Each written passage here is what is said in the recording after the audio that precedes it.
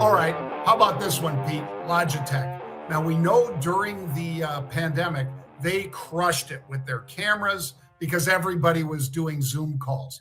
And a lot of the peripherals, like, a mouse or whatever it might be, wireless or wired.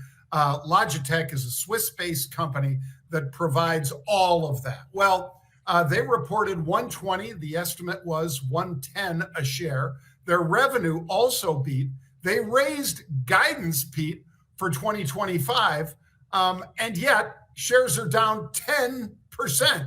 10%. And the CEO is saying, hey, this quarter we delivered continued robust, profitable growth. I don't really see what the problem was here, Pete, but people were taking profits with both hands out like this. That means they were selling.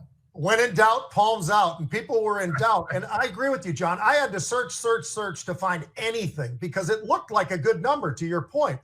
The one thing I did find was that they disappointed in the outlook to some degree. They were looking for certain numbers. I think they missed it just by a fraction, and that might be what people are a little bit concerned about. Otherwise, it looked like a great quarter. But as you and I talk about all the time, it's great to have those earnings. It's great to have those revenues and the sales in the different areas, but it's what you say it looks like into the future. They looked like they were going for a 4.39 billion to 4.47 billion, but the folks out there were looking for 4.51 billion. So it did miss underneath that slightly. I think that's the only thing I could find.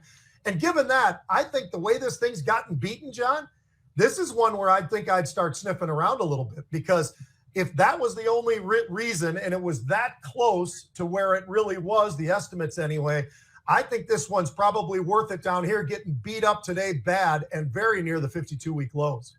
Yeah. I mean, again, just examine those numbers on your own, folks. Again, we don't pull the trigger for you on your trades, but to Pete's point and mine, I didn't see anything bad in these numbers. No.